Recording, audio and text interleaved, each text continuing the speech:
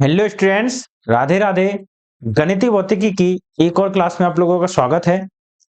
अभी तक हम लोगों ने डिस्कस किया था, जो आपका चैप्टर चल रहा है चतुर्विद निर्देश तंत्र, उसमें हमने सिर्फ एक चीज डिस्कस की है, आपेक्षिकता का वैशिष्ट सिद्धांत। अगर पुरानी वाली क्लास नहीं देखी है, पहले उसे देख लो। ठीक है, इससे जस्ट पहले वाली। बाकी की नहीं देखी तो कोई बात नहीं, काम चल जाएगा आपका। ठीक है।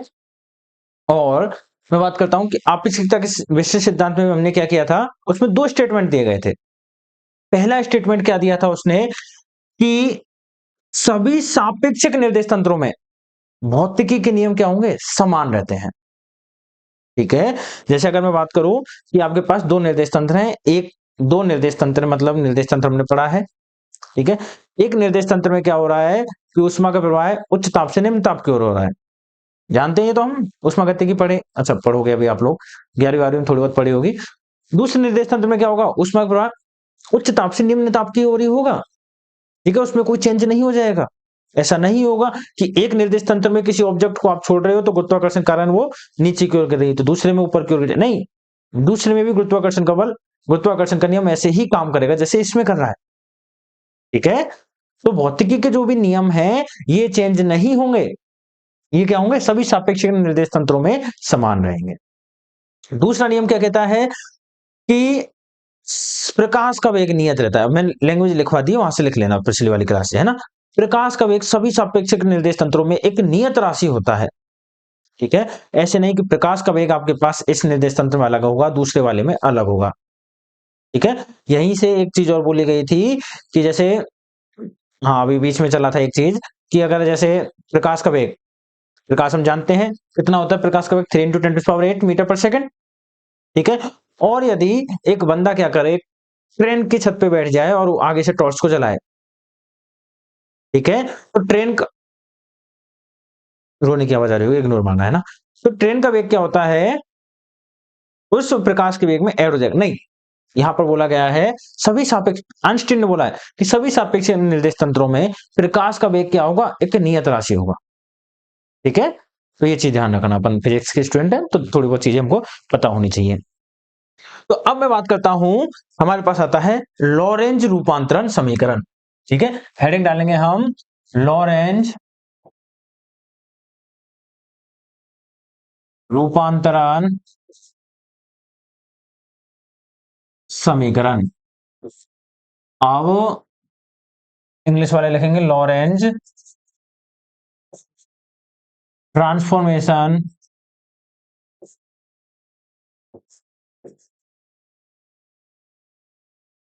इक्वेशन। ठीक है। हाँ, तो देखो, लॉरेंज रूपांतरण समीकरण, लॉरेंज के बारे में अपन थोड़ी देर बात करेंगे, पहले रूपांतरण समीकरण की बातें करें कि रूपांतरण समीकरण क्या होते हैं। ठीक है। तो फर्स्ट ईयर अगर आपको याद हो तो हमने क्या किया था कि यदि, रूपांतरण समीकरण की परिभाषा क्या दी थी कि यदि एक निर्देश तंत्र, एक कण है, उसके निर्देशांक हमें एक निर्देश तंत्र में पता है और दूसरा निर्देश तंत्र में हम उसके, देखो जैसे हमारे पास एक निर्देश तंत्र है एस। ठीक है। और दूसरा निर्देश तंत्र है तुम्हारे पास एस डैश। अब इसको आप जैसे चाहो वैसे बना लो, कोई दिक्कत नहीं हमारे पास। ठीक है। एक पार्टिकल की मैं बात कर रहा हूं, इसके निर्देशांक हमें पता है एक्स वाई जेड। दूसरे निर्देश तंत्र में कितना है, X dash Y dash Z dash. ठीक है। दोनों निर्देश तंत्रों में हमें क्या है, एक पार्टिकल पॉइंट पी पर प्रेजेंट है, उसके निर्देशांक पता है। ठीक है। किसी कण की स्थिति हमें दोनों निर्देश तंत्रों में पता है। तो जो संबंध व्यक्त करेगा एक्स डैश और एक्स के मध्य, वाई डैश और वाई के मध्य, जेड डैश और जेड के मध्य, ठीक है, वे समीकरण जो दोनों निर्देशांकों के मध्य क्या करेंगे, संबंध स्थापित करेंगे, वो क्या कहलाएंगे, रूपांतरण समीकरण, ट्रांसफॉर्मेशन इक्वेशन। ठीक है। तो लॉरेंज ने क्या किया था, जो आइंस्टीन के अपेक्षित निर्देश तंत्रों पर आधारित था, निर्देश तंत्र थे उन पर, उनके लिए उसने क्या किया था, रूपांतरण समीकरण लिखे थे। ठीक है, रूपांतरण समीकरण दिए थे उसने। ठीक है, हम उनको डिस्कस करेंगे। तो इसमें लिखेंगे पहले हम, वे रूपांतरण समीकरण, वे रूपांतरण समीकरण जो आइंस्टीन के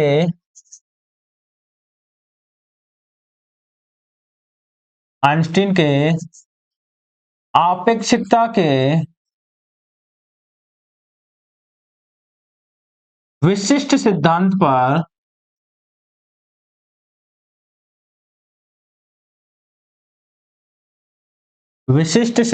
पर आधारित हों।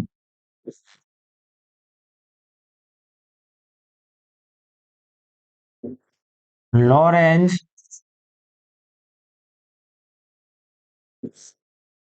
रूपांतरण समीकरण कहलाते हैं। माफ करना, ठीक है। लिखो, इंग्लिश में लिखेंगे, those transformation equation which based on special theory of relativity are known as Lorentz transformation equation. Lorentz transformation equation, ठीक है। अब इसके लिए इसने क्या किया था, एक निर्देश तंत्र माना, एस कोई निर्देश तंत्र है, ये एक्स एक्सिस, ये वाई एक्सिस, और ये आपकी हो गई जेड एक्सिस, ठीक है। ये पॉइंट हमने बोल दिया ओ। कौन सा निर्देश तंत्र है ये, एस निर्देश तंत्र है, ठीक है। ये हमारे पास एस निर्देश तंत्र है। दूसरा निर्देश तंत्र जो एस डैश है,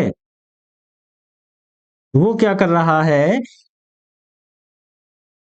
नियत वेग v वेक्टर से गतिशील अवस्था में है, ठीक है। समांतर कहते हैं इनको, जेड डैश ओ डैश, ठीक है। नियत वेग किससे, v से, ठीक है, गतिशील अवस्था में है, ठीक है। और किस दिशा में गतिशील है वो, एक्स दिशा में। कौन सी दिशा में है वो, एक्स दिशा में। नियत या फिर कांस्टेंट जिसको हम बोल सकते हैं। एक निर्देश तंत्र है, ये मान के चलो एक निर्देश तंत्र है। दूसरा निर्देश तंत्र क्या कर रहा है, इसके सापेक्ष इसी दिशा में, और कोई कोऑर्डिनेट उसका चेंज नहीं हो रहा, ऐसे ही गतिशील अवस्था में है, ठीक है। और t बराबर 0 पर क्या था, दोनों निर्देश तंत्र एक दूसरे के ऊपर क्या थे, दोनों निर्देश तंत्र एक दूसरे के ऊपर इस तरह से संपाती थे। धीरे धीरे इसने क्या किया, गति करना प्रारंभ कर दिया, ठीक है। धीरे धीरे इसने क्या किया है, गति करना प्रारंभ कर दिया। तो ये हमने एस बोला है, ये वाला जो गति कर रहा है वो एस टेस है। किसके सापेक्ष गति कर रहा है, देखो एक शब्द है सापेक्ष, तो ये तो अपनी जगह पे रखा हुआ, इसके सापेक्ष भी वेग से, ठीक है। इसके सापेक्ष, एस के सापेक्ष एस टेस क्या कर रहा है, वी वेग से गतिशील अवस्था में उपस्थित है, ठीक है। तो हमने कोई पॉइंट बोल दिया, पॉइंट पी है जिसके निर्देशांक, ठीक है, इसके निर्देशांक क्या हो जाएंगे, एस, इस वाले निर्देश तंत्र में, कौन से में, एस में, एक्स वाई जेड। इसी पॉइंट के निर्देशांक एस डैश निर्देश तंत्र में क्या होंगे, हाँ, कितने होंगे, X dash Y dash Z dash, ठीक है। अब बच्चे बोल रहे होंगे सर हमारी क्लास में तो आप प्राइम प्राइम बोलते रहते थे, X prime Y prime Z prime, और यहां पर आप डैश डैश बोल रहे हो। बेटा मैं भी सीख गया तुम्हारे साथ साथ डैश, ठीक है। हाँ, कौन सा हो गया, X dash Y dash Z dash, किस में है ये, एस डैश निर्देश तंत्र में। एस में क्या है, एक्स वाई और जेड, ठीक है। हाँ, तो लिख देंगे, पहले डायग्राम बना लो, ठीक है, और इसके बारे में लिख देंगे हम। बनाओ फटाफट डायग्राम बनाओ, हिंदी इंग्लिश दोनों बनाओ, v बराबर कांस्टेंट इंग्लिश में बस बना लो, ठीक है।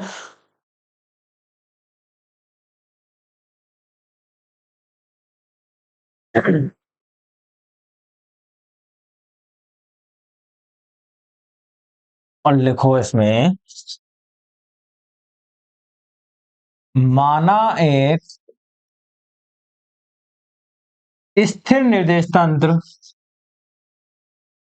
स्थिर ऐसे लिखते हैं, ठीक है, देख लेना है ना। स्थिर निर्देश तंत्र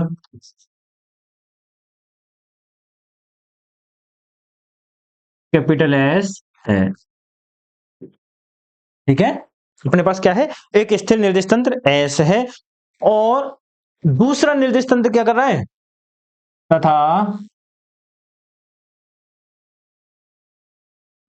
दूसरा निर्देश तंत्र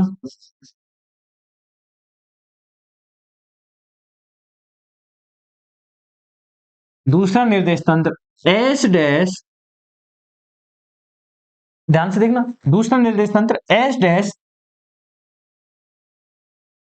नियत वेग v से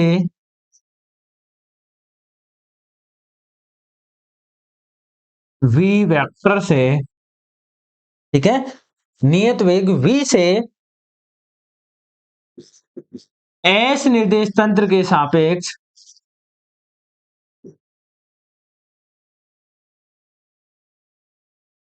सापेक्ष x दिशा में गति कर रहा है या गतिशील अवस्था में उपस्थित है, ठीक है, गतिशील अवस्था में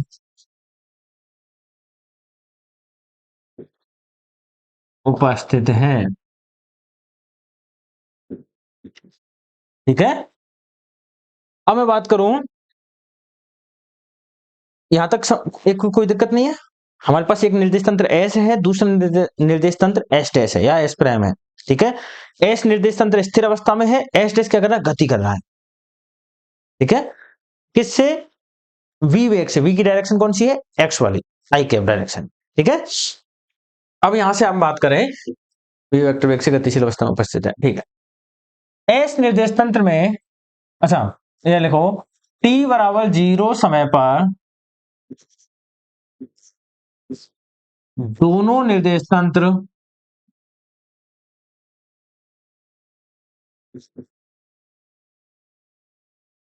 तंत्र एक दूसरे पर संपाती हैं। संपाती मतलब है कि एक दूसरे पर कोइंसाइड कर रहे हैं, ठीक है। संपाती मतलब एक दूसरे के ऊपर स्थित है। टी बराबर थोड़ा समय होगा, टी नॉट इक्वल टू 0 पर ये क्या होगा, गतिशील अवस्था में उपस्थित हो जाएगा, ठीक है, गति करने लग जाएगा, ठीक है। संपाती है, और हाँ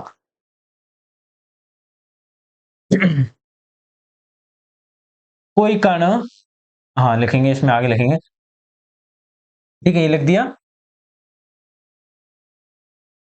माना एक कण बिंदु P पर उपस्थित है, ठीक है। टी समय टी समय पश्चात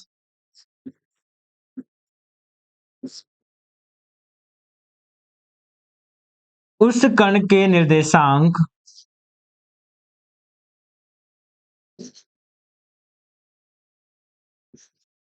एस निर्देश तंत्र के सापेक्ष, एस निर्देश तंत्र में,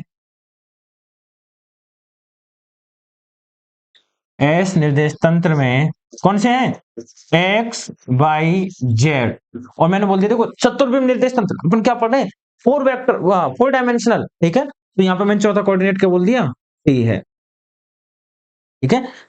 उस कण के निर्देशांक एक्स वाई जेड और टी है, तथा एच डैश निर्देश तंत्र में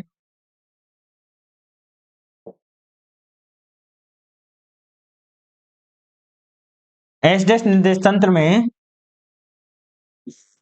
X dash Y dash Z dash और टी डैश, ठीक है।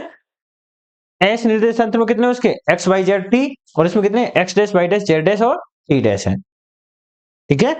ये लिख दो फटाफट, हाँ इंग्लिश वाले लिखेंगे जब तक। Suppose a coordinate, sorry, suppose a frame of reference capital S is at rest. Another frame of reference capital S dash is moving with velocity small v vector in x direction with respect to S frame of reference. With respect to S frame of reference. At time t equal to 0,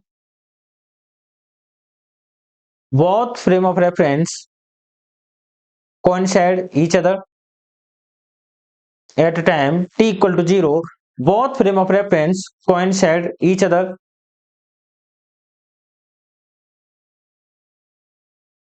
paragraph change करके लिखो. Suppose a particle is present at point capital P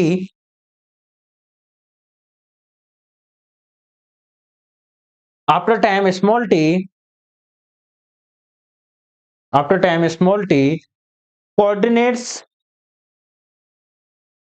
coordinates of point P in S frame of reference is x y z comma t. ये x comma y comma z comma t कोष्टक 1 and in S dash frame of reference is x dash comma y dash comma z dash comma t dash.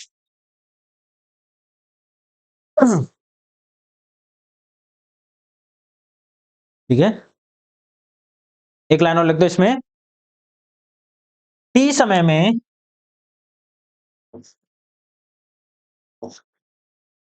S dash निर्देश तंत्र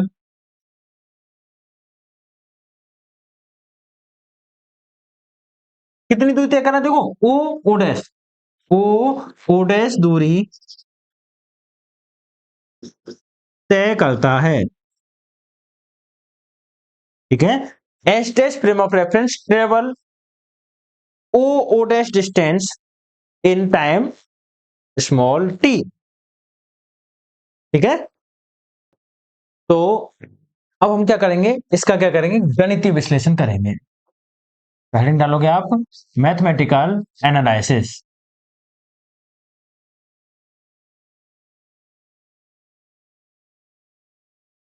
ठीक है, गणितीय विश्लेषण. तो हम क्या करेंगे, पहले सबसे पहले एस निर्देश तंत्र में बात करें. In S frame of reference, S निर्देश तंत्र में क्या होगा, सूत्र पढ़ा है आपने, समय बराबर दूरी बटे चाल. ठीक है, इसको इंग्लिश में लिखेंगे mathematical analysis. In S frame of reference समय बराबर क्या होता है, दूरी बटे चाल. टाइम बराबर डिस्टेंस अपॉन स्पीड. ठीक है, तो समय क्या है हमारा, टाइम टी है. टाइम टी में कोई पार्टिकल यहां से यहां पहुंच गया, प्रकाश के वेग से मैक्सिमम किस वेग से जाएगा, प्रकाश के वेग से जाएगा. तो कितनी दूरी तय कर ली इसने एस फ्रेम के अंदर, ओ पी वेक्टर का परिमाण बटे चाल क्या हो जाएगी. दूरी कैसी राशि है, अदिश राशि, ध्यान रखना, इसलिए मैंने परिमाण लिया. चाल क्या हो जाएगी, प्रकाश का वेग c. तो यहां से ओपी वेक्टर का परिमाण कितना आ जाएगा आपके पास, सी पी. परिमाण कैसे निकालते हैं हम, जिसके निर्देशांक क्या हो, एक्स वाई जेड, कितना हो जाएगा, X square X minus zero का whole square plus Y minus zero का whole square plus Z minus zero का होल स्क्वायर. तो मैं सीधा लिख दूं, लिख देता हूं, चलो, एक्स माइनस जीरो का दूरी का समीकरण है,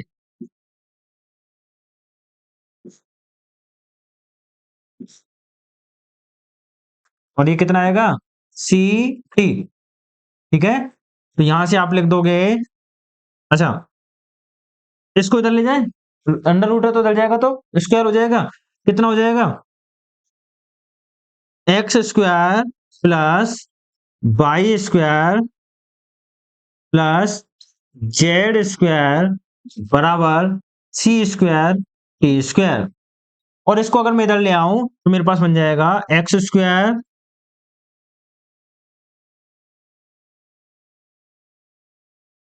plus Y square Z square minus C square बराबर 0। ठीक है, इक्वेशन नंबर दे दिया हमने इसको 1। ठीक है, लिख दो इसको फटाफट से।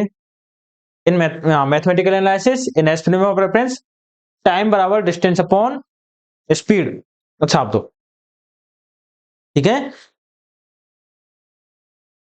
इन S frame dash frame of reference, in S dash frame of reference सूत्र ही रहेगा, टी डैश कितना हो जाएगा ओ डैश पी।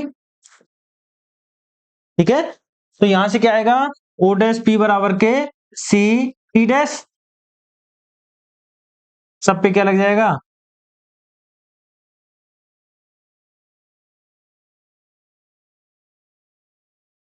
ठीक है, सब पे हमने क्या किया है डैश लगा दिया है, तो हमारे पास क्या आ गया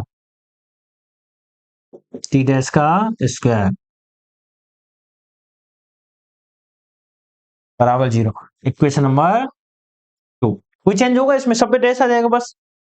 ठीक है, इक्वेशन नंबर 2 और यहां पे लाइन लिख देंगे हम, लिखो फटाफट, आप डैश मत लगाना, आप लिखो। हाँ लिखो, समीकरण 1 और 2 एक ही बिंदु के लिए परिभाषित हैं। Equation 1 and 2 define for same point, अतः इन समीकरणों में कोई संबंध होना चाहिए। So there should be a relation for both equations, for both equations. और अब हेडिंग डालोगे इसी टॉपिक के अंदर, लॉरेंज रूपांतरण समीकरण के अंदर हेडिंग डालोगे गैलीलियो की असफलता, फेलियर ऑफ गैलीलियो। ठीक है, तो गैलीलियो ने क्या किया था, इन दोनों समीकरणों के मध्य में संबंध स्थापित करने की कोशिश की थी। ठीक है, फेलियर ऑफ गैलीलियो, देखो इसमें हम जानते हैं गैलीलियन रूपांतरण समीकरण से, we know that from Galilean transformation equations. ठीक है, ये आप लोगों ने फर्स्ट ईयर में पढ़ी होंगी। मैं दोनों इक्वेशंस को लिख देता हूं जब तक, X square Y square plus Z square बराबर sorry minus C square T square बराबर 0, X dash square plus Y dash square plus Z dash square minus C square T dash square बराबर 0। कि ये दो इक्वेशन हमने निकाली है। Galileo ने क्या किया, अपने जो इक्वेशन उसने दे रखी थी उन्हीं से इसको निकालने की कोशिश की। लिखो, हाँ लिख दिया होगा, हम जानते हैं गैलीलियन ट्रांसफॉर्मेशन इक्वेशन से, और गैलीलियन की इक्वेशन तो आपको पता ही होंगी, x minus V T, by dash बराबर के बाई, जेड डैश बराबर के जेड, और टी डैश बराबर के टी, यही थे इक्वेशन नंबर दे देना इनको मिला के 3। ठीक है, याद नहीं हो तो एक बार फर्स्ट ईयर की कॉपी निकाल के देख लेना, और फर्स्ट ईयर की कॉपी नहीं तो इनको सीधा रख लेना, गैलीलियन के ट्रांसफॉर्मेशन इक्वेशन है ये।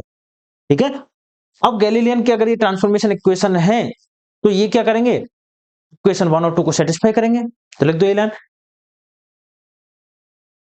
हाँ, ये समीकरण 3, या लिखो यदि समीकरण 3 समीकरण 1 व 2 को, समीकरण 1 व 2 का रूपांतरण समीकरण है, तो यह समीकरण 1 और 2 को संतुष्ट करेगा। If equation 3 is transformation equation for equation 1 and 2, then it will satisfy equation 1 and 2। ठीक है, अगर ये इन दोनों का ट्रांसफॉर्मेशन इक्वेशन है तो ये क्या करेगा, इन दोनों को सेटिस्फाई करेगा। तो मैं क्या करूं, यहां पर मान रखूं X dash Y dash Z dash के, और देखो कि ये आ रहा है कि नहीं आ रहा। ठीक है, तो समीकरण 3 से समीकरण 2 में मान रखने पर put value in equation 2 from equation 3। देखो एक्स डैश का मान कितना है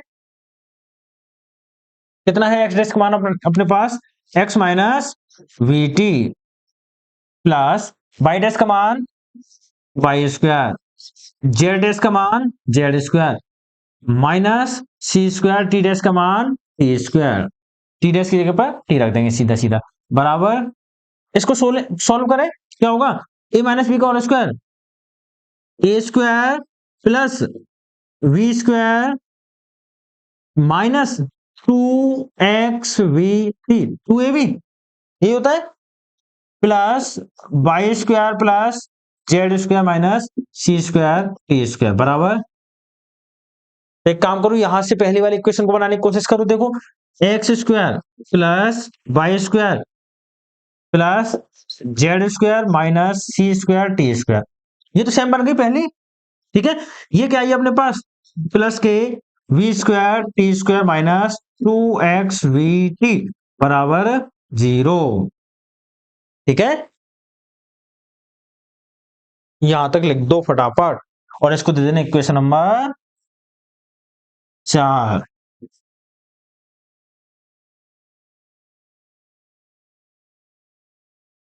लिख दो फटाफट से,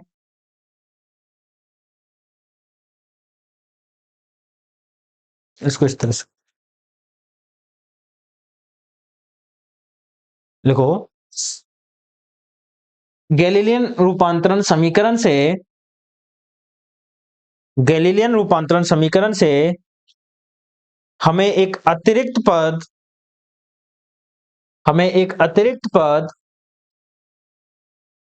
पद में लिखना V square T square minus 2xvt कोष्टक के अंदर अतिरिक्त पद V square T square minus 2xvt प्राप्त होता है अर्थात गैलीलियन रूपांतरण समीकरण 1 और 2 को संतुष्ट नहीं करता, समीकरण 1 और 2 को संतुष्ट नहीं करता। यही गैलीलियन की असफलता का कारण है, हाँ इंग्लिश में लिखेंगे from Galilean transformation equation we obtain an extra term v square t square minus 2xvt, v square t square minus 2xvt, ठीक है। कोष्टक बंद, we got an extra term, so it does not satisfy equation 1 and 2, this is the main reason of failure of Galilean लिखते हैं जिसको, so this is the main reason of failure of Galilean, ठीक है। अब इसके बाद में क्या हुआ, लॉरेंज आया, लॉरेंज ने अपने रूपांतरण समीकरण दिए थे और उनके द्वारा हमने क्या किया है, इन दोनों समीकरणों को सेटिस्फाई कर दिया, ठीक है। लॉरेंज के समीकरणों के द्वारा लॉरेंज ने कैसे इनको सेटिस्फाई किया वो हम पढ़ेंगे कल की क्लास में, ठीक है। तो यहां तक का पढ़ना, कुछ समझ में नहीं आया तो पूछ लेना, और थोड़ी सी इरेगुलरिटी जो बन रही है उसके लिए माफी चाहूंगा, थोड़ा सा बिजी चल रहे हैं, पर मैं टाइम निकाल के कोशिश करूंगा कि आपको क्लासेस रेगुलर मिल जाए, ठीक है। चलो फिर पढ़ते रहो, कोई समस्या है तो पूछते रहो। राधे राधे।